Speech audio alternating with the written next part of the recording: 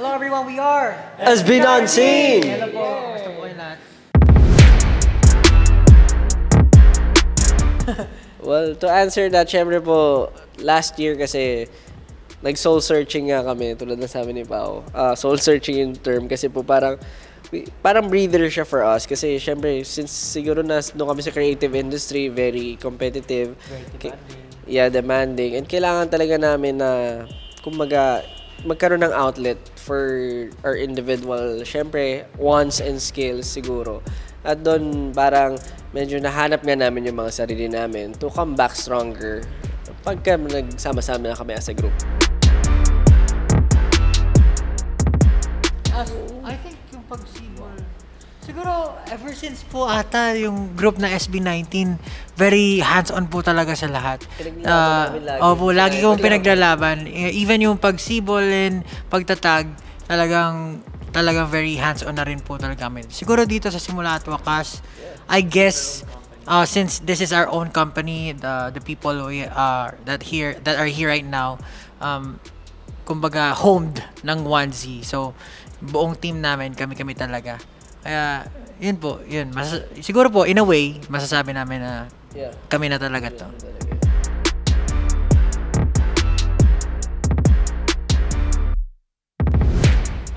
Siguro po, since it's an trilogy po, so, kumbaga, we want to make a story from since Pagsibol, Pagtatag, and Simula at Wakas.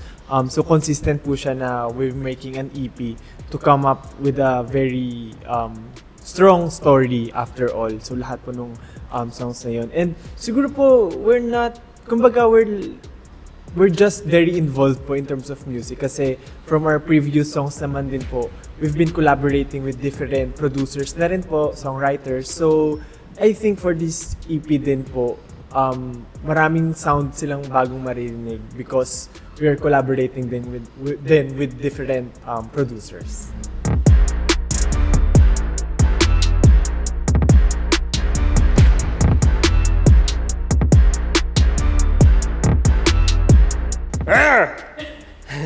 Paano ba? Hindi kasi siguro yung experiences mismo ni SB, doon na hinuhugot yun.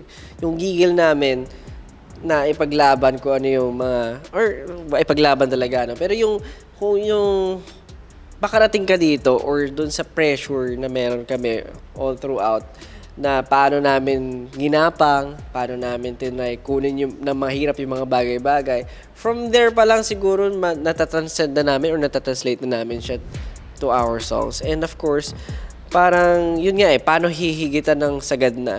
'Di ba? Yun yung pinakamahirap higitan yung plateau na pero minsan comfortable na. So tinatry talaga namin yung best namin ngayon even with training, with our normal activities during the day, even with brainstorming at dito sa company. So parang naging challenging siya for us. Even Damn itself is very challenging. The concept, the music, yung mag-isip ka ng genre na hindi siguro yung babagay sa tema na pinaglalaban nga namin. So yun overall, doon siguro galing yung gigil.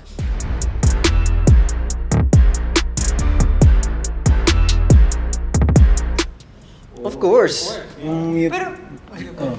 Yung paggawa po kasi ng music is like parang journal namin or like diary na doon namin nilalabas. Express talaga namin yung kung ano yung tunay na hinanayang namin or dinadamdam namin.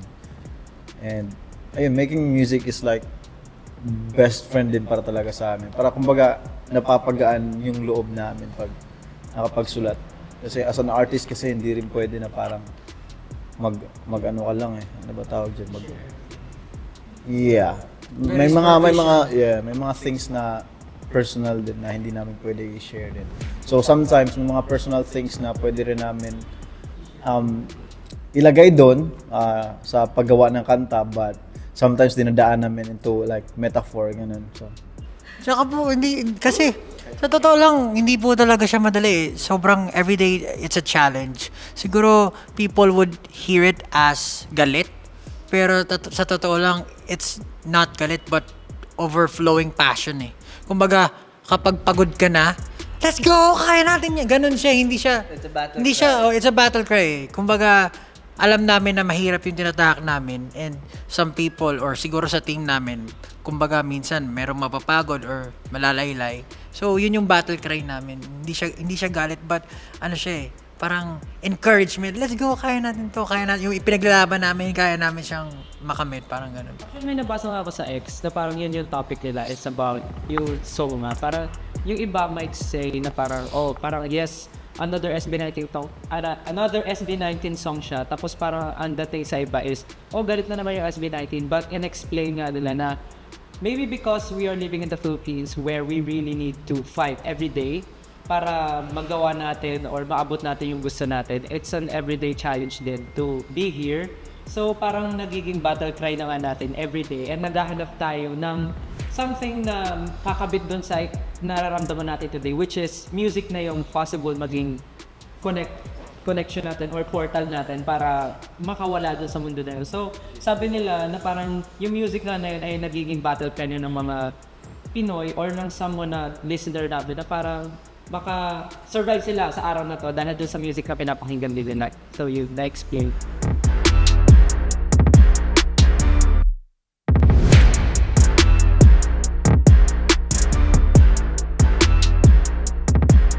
Do you feel any what?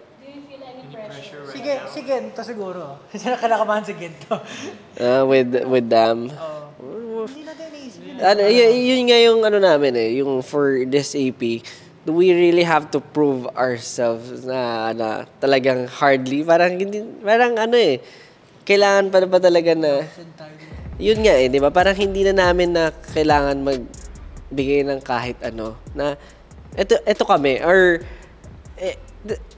parang SB19, yun lang yun. Kung dati pinapakilala namin, what is SB19, this is SB19, parang for this one, SB19, yun lang yun, na hindi na namin kailangan magbigay ng any explanation.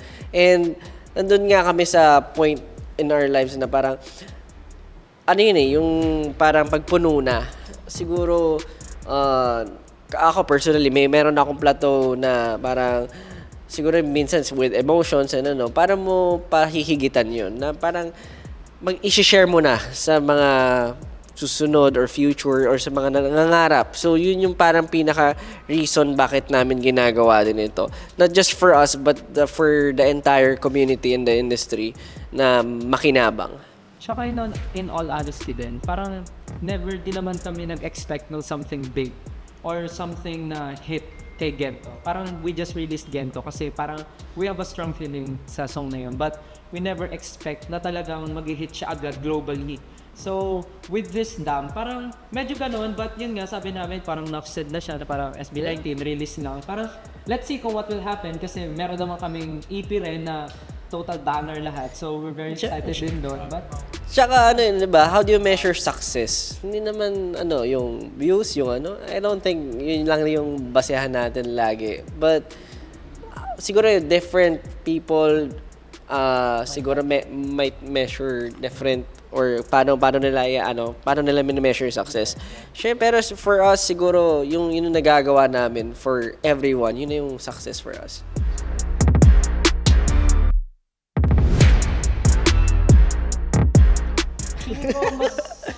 Feeling ko napagod si Pao.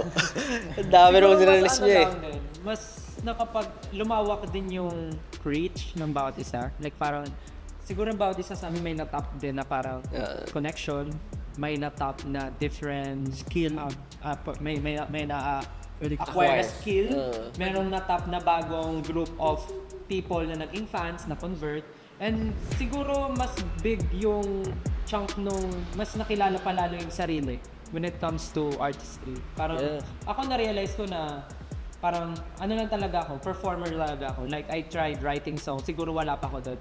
Mas nakikita ko yung sarili ko na parang performer talaga ako. But I guess may talagang moment talaga bawat isa na mas na-realize nila na ito pala yung kaya kong gawin, ito yung hindi ako. So yun yung parang malaking part ng pag-solo. Ano ka naman, syempre.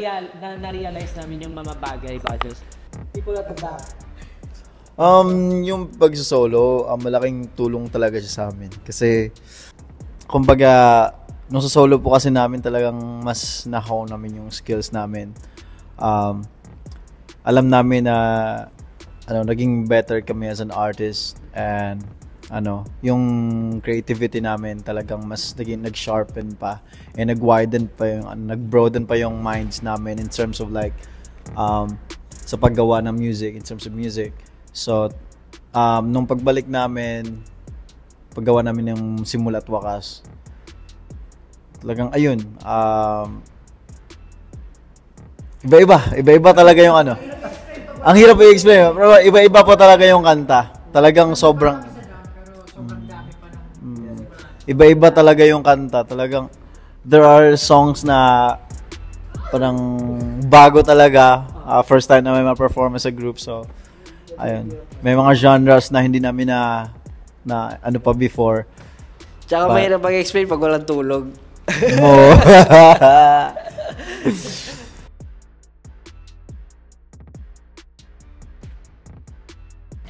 Alam mo, mahirap talaga yun. To be honest, araw-araw mahirap i-remind sa sarili mo, keep going. Ako personally, lagi ko iniisip, ba't ko ba ginagawa to in the first place? Pero babalikan mo nga yung bakit mo siya sinimulan. Bakit, ano ba yung goal mo?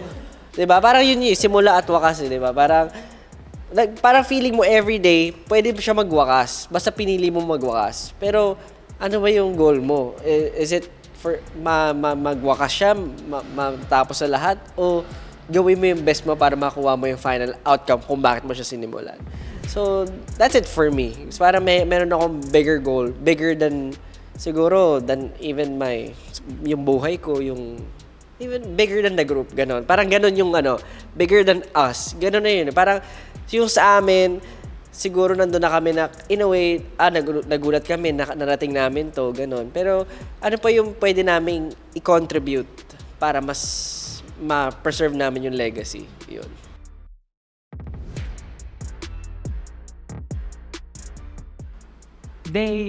Paano ko ba siya i-tune?